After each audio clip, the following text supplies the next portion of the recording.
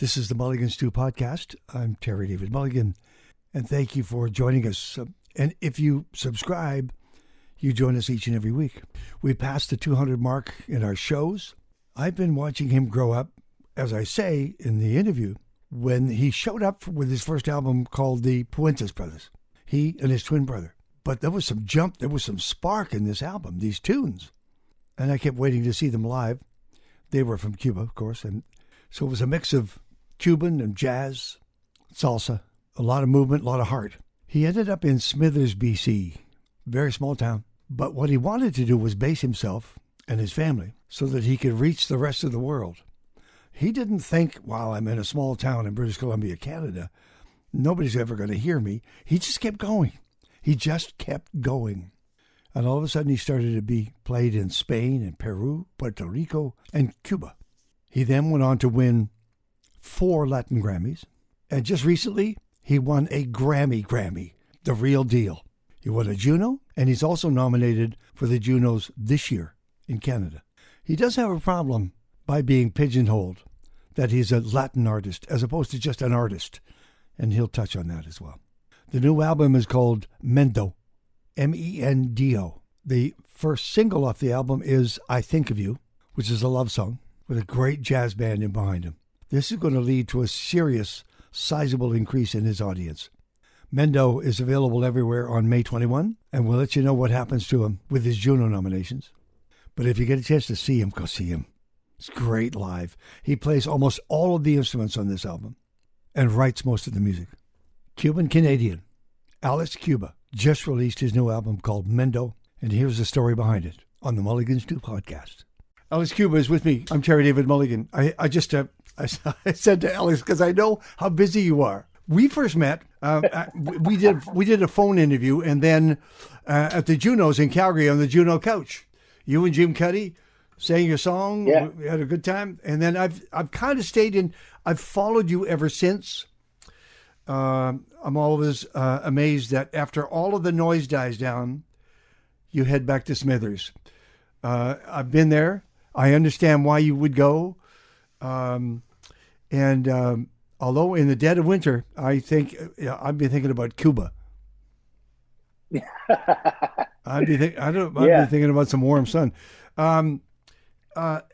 Your life, the guy that I met in Calgary at the Junos on CKUA, and the guy that I'm talking to now, have you changed much? Has he changed much? And if so, is it the world around him that's changed? Well, quite honestly, I think that I am the same person. I mean, I haven't changed. If something have changed me a little bit was the pandemic, was the downtime. I think it has made me maybe a little bit more emotional, I guess. But I am the same guy. I look at music the same way. I still enjoy making music after so many albums and after a lifetime in music. I still enjoy making music like if it was the first day. And I still have the same people around me, the same love from them and all of that. So life is in many ways exactly the same. You know? But in terms of your career, I know that you think career, you do, you plan, you I think you can see where this will all lead. I think you can feel it in your bones. How are you doing? How's you, the artist, doing these days? Well, I feel very inspired, believe it or not, to keep creating. Let me tell you, that is no biggest lesson for an artist that to do something and then get recognition for it, something that you've done on your own. Sure. I think that's the biggest lesson an artist can ever get and learn from life, because let me tell you, any success for any effort that an artist does on his own feels incredibly sweet. And he seeds, he waters, he prepares the ground for a lot more music to come out of you. And that's exactly how I feel. I didn't sit around during the pandemic, Terry. I put a lot of time into music, and now I am sitting on almost another full brand new album that I'm not really sure when we're going to start promoting it because the pandemic stopped the touring. Now I'm back on the road. I have many dates that we're going to be, I guess, talking about it in a minute. Yeah. And of course, I have to promote my current album, the album that won the Grammy 2 weeks ago, and all of that. But I'm already miles ahead of all of that. I want to start promoting my brand new music, which has me very excited because I took the. I've been wanting for a while to start incorporating different elements into my music, like electronic elements, for example. Yep. And I did I reached out to some beat makers and stuff, and I understand it's a very difficult thing to put together organic and electronic, those two worlds. It's really difficult to do it. And so the stuff that I was getting back from the people that I reached out, who gave me so much love and attention, wasn't cutting it for me. It was feeling cold. It was losing my identity. So I decided to do it myself, and I dived full on right into it. And I have created something that I think is going to be seen, at least by my fans, as an evolution, as a very organic and brave evolution. It makes me feel that I'm not trapped in time or in form. That's exactly what music is supposed to do, to mark that freedom that the artist feel at any particular time. I am grateful to my fans because from the very beginning, I have always felt the openness that they have towards my music. So they are there for me to surprise them with music, with new stuff, with new way of doing it, with new songs, with new styles, etc., etc. So I'm very, very looking forward to that next step of my career and to keep feeling music and enjoying it the same way I always done.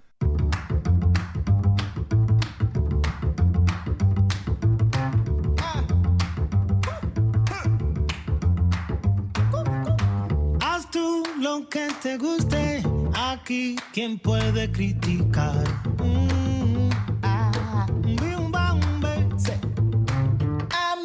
No me pregunten qué es el bien y qué es el mal.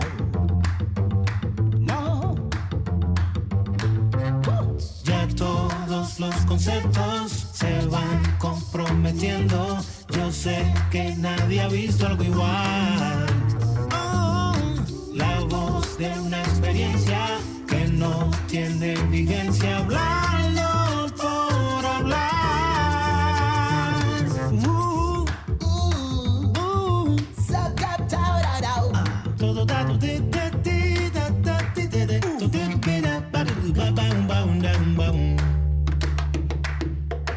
Tú aún no me conoces, no sé si tú quieres hablar.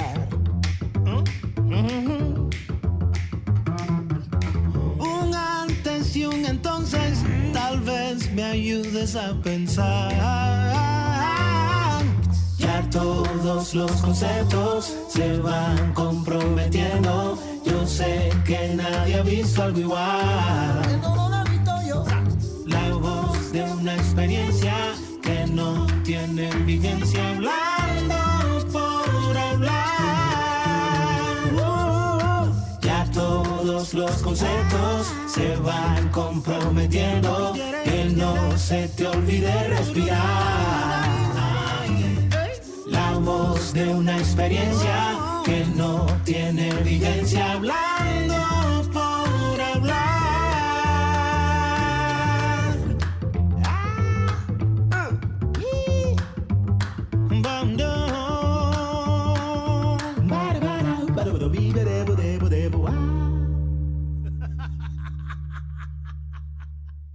Okay, do the same thing. Say the same thing, whatever you're comfortable with. Yo me siento en este momento me siento muy contento, no solamente por haber ganado el Grammy, sino por la cantidad de música nueva que tengo.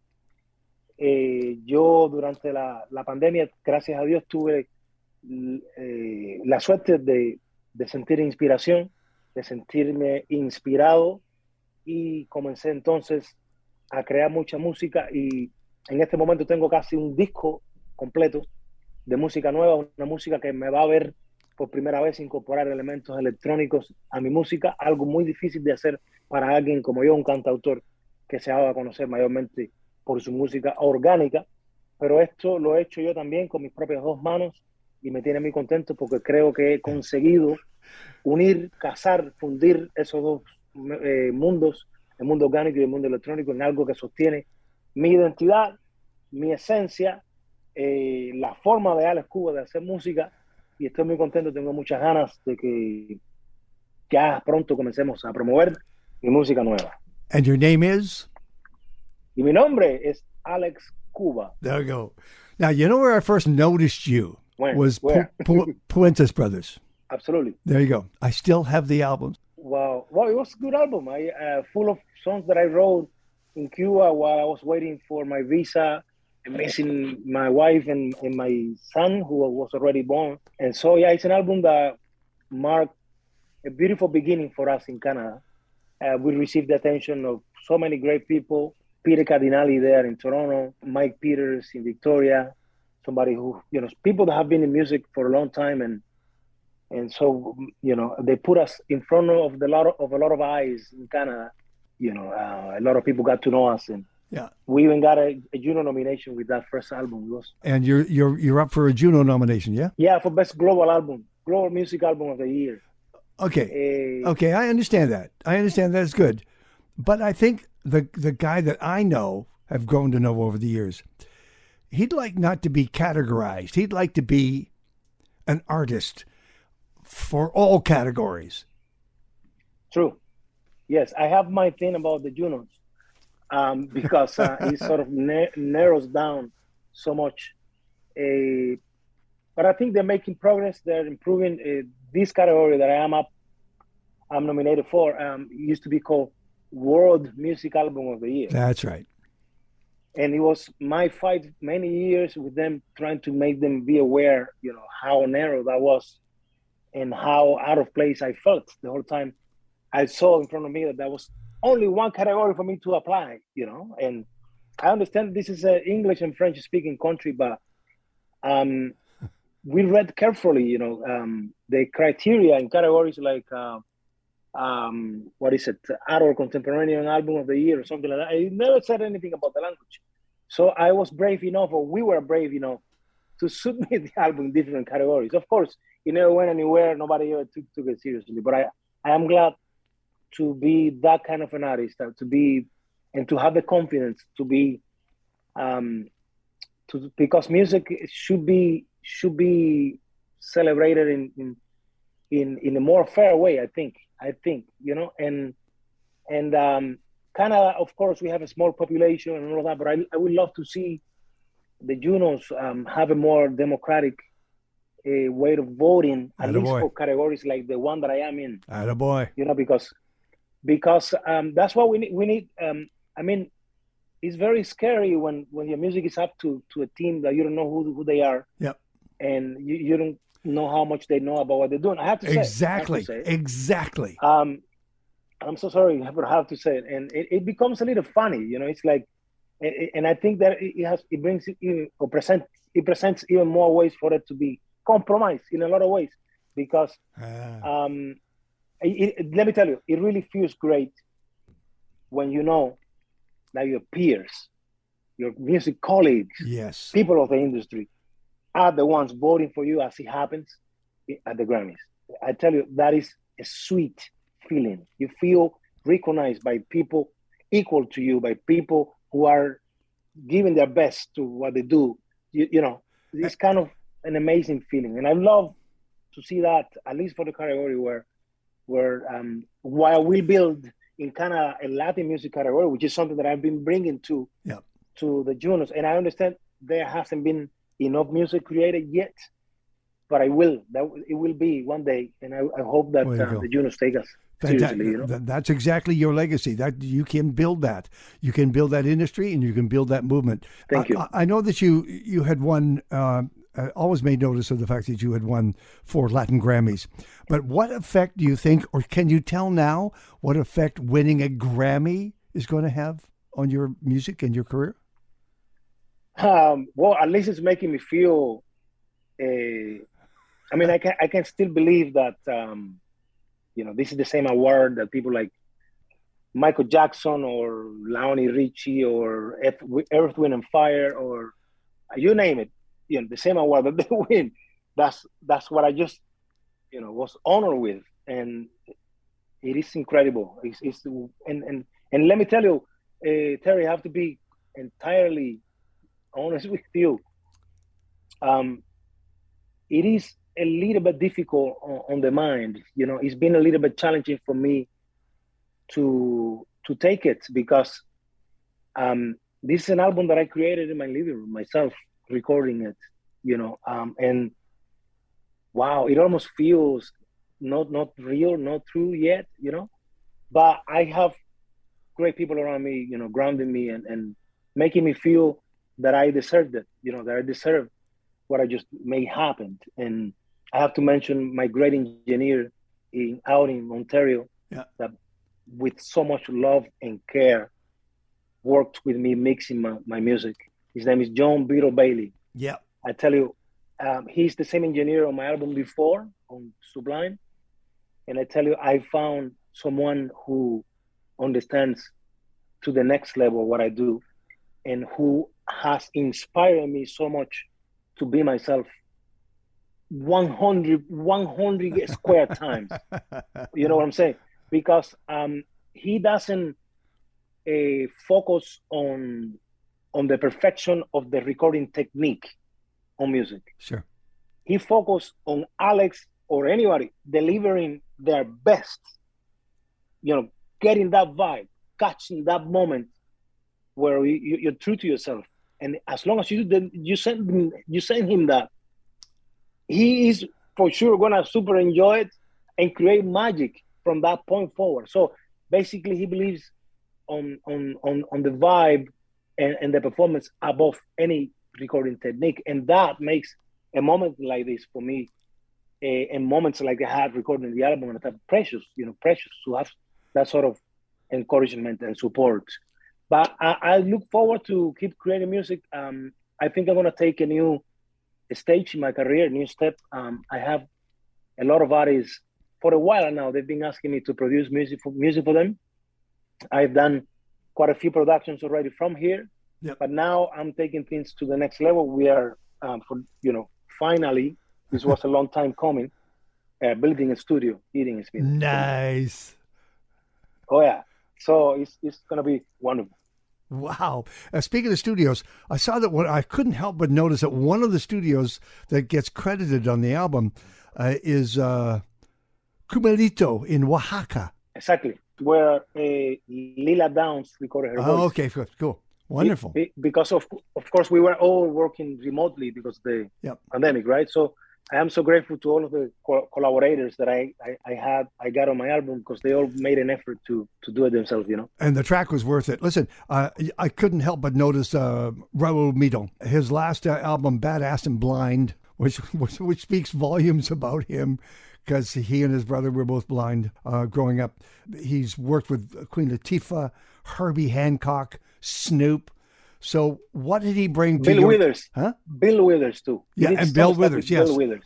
What did he bring to that track? Camina y Ven is the name of the track. So how did it come together? I started creating the song, and immediately, for whatever reason, I heard his voice singing it with me. I've been keeping eyes on Raul for a long time. Raul, back in the days of my second album, when Blue Note Records expressed interest in signing me, Raul was signed to one of their companies too. So we were sort of in this, in similar universes. And so he's been in my mind forever. I admire him a lot. I knew that he speaks Spanish as well as English. I knew that he has a big connection with Latin music. So I started creating this song, and all the time I heard his voice. But on top of that, we also share the same booking agency. There you go. Okay. So I heard his voice in my mind, and I didn't think twice. I reached out to my agent and said, "Can you get me in touch with Raul?" And immediately they did. I sent the idea to Raul, and he loved it. I asked him if he would write his own lyrics, because I believe that when you sing what you write, I believe it goes very deep in you, right? Exactly. So I translate. I didn't have to translate it. He heard I have my verse in Spanish. He took it, and then he went to town with his own. He recorded himself at home. It's the most surreal experience ever, because every time I will call him, or he will call me to tell me how things were going, and he will play something for me on the phone. He will have his computer talking to him, right? And sometimes he would be like super fast, because he's fast forwarding, right, to get to the spot. And I'm like, I couldn't help but, be so honored by and so blown away by what he did. Then we sent the track for mixing, and the rest is history. It went to the next level. I think it's a very funky, beautiful song that came together in such a beautiful way. Have you met him? I mean, have you been in the same room with him anywhere? We've never met in person. Okay, yet. fine. But we're gonna do a few days. We're gonna tour together this summer. Wonderful. So wonderful.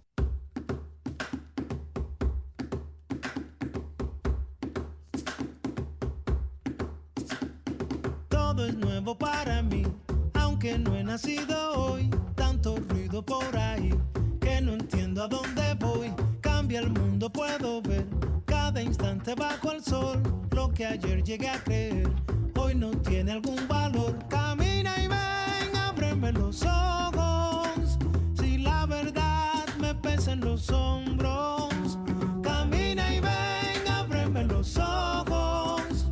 Que desde hoy la vida es un juego para mí. Candela.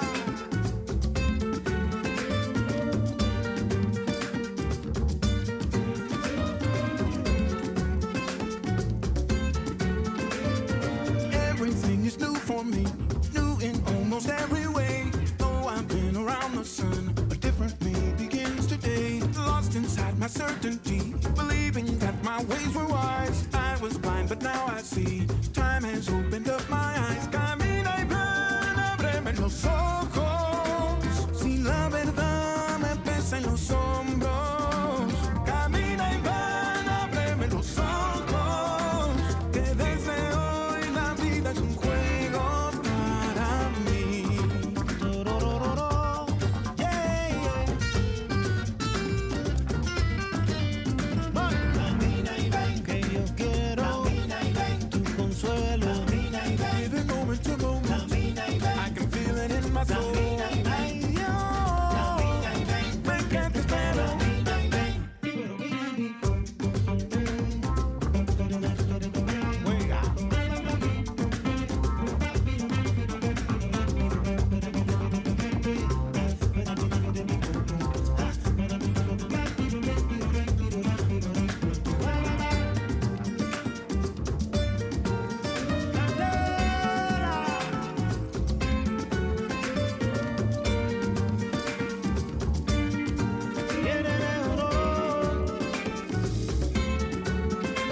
Camina y ven, ábreme los ojos.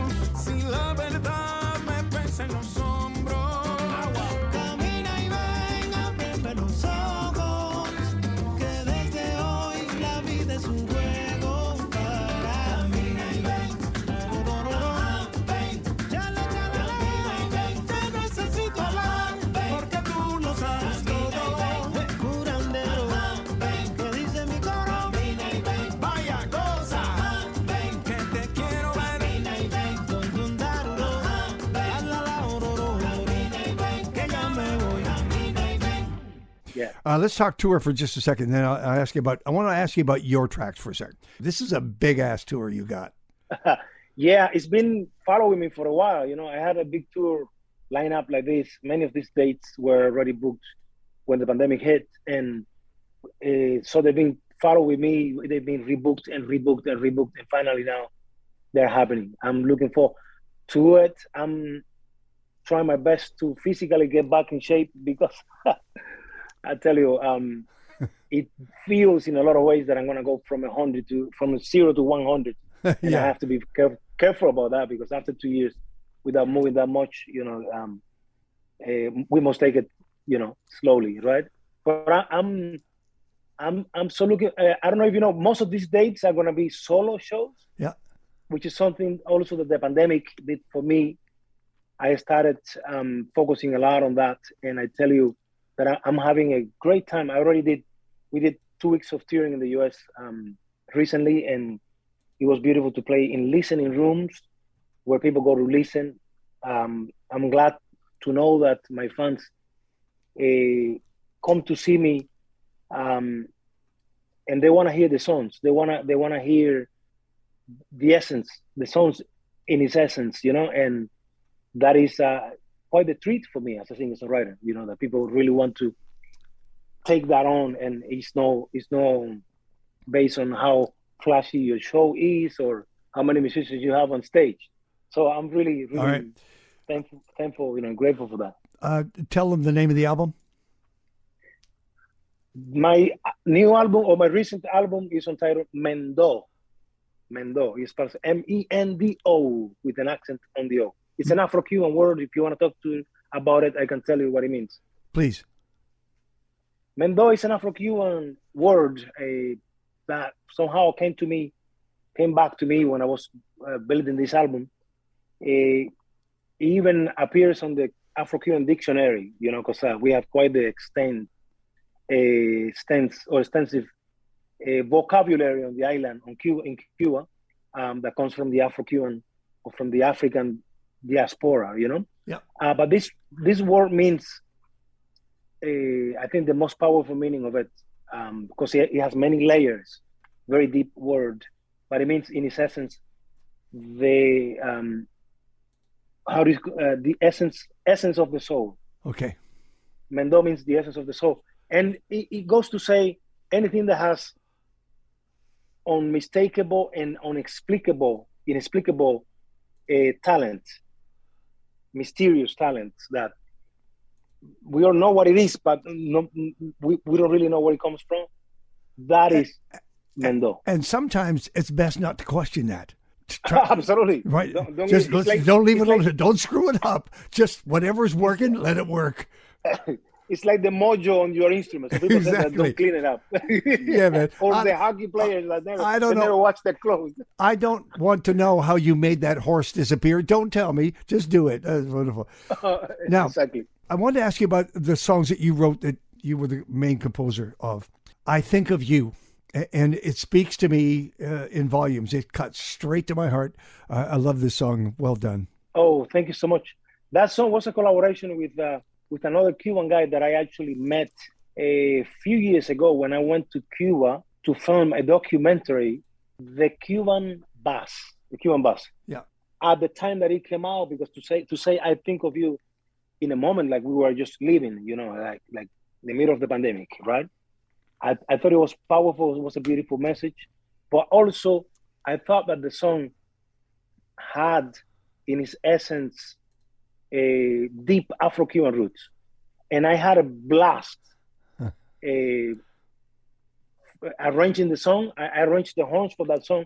Originally, the horns were I did it with my mouth. I recorded something because I wanted to feel what it was going to be. Yeah. And originally, I had them going through the whole song, but then when we made the decision to send the music to Havana and get some horns done there, which is something that I'm very proud of the album too. For the first time, I got to record a jazz band, a big band. Yes. Those are 13 horns, what you hear in there.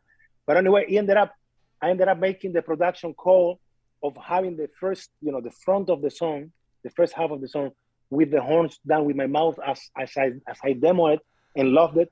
And then morphing into the real horns, like a big sound, I believe it's a very, very good example of my journey, me digging into my roots, but also using the experience and, I don't know, my life experiences to make it accessible to everybody, It's like tradition and also modern times together. That's the way I see it.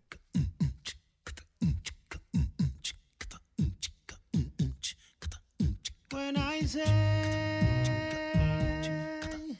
I'll be lost, you can say that I think of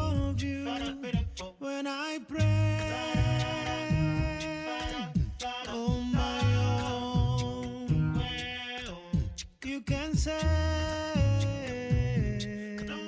that I think of you. I think of you. I think of you. I think of you. I think of you. Oh,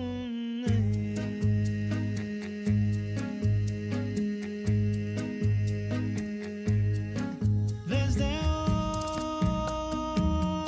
hoy como ayer en la luz me perdí por temer. I think of you. I think of you. I think of you. I think of you. Under my ground, your heart is my land. I can rise up when I'm falling, holding your hand, holding your hand.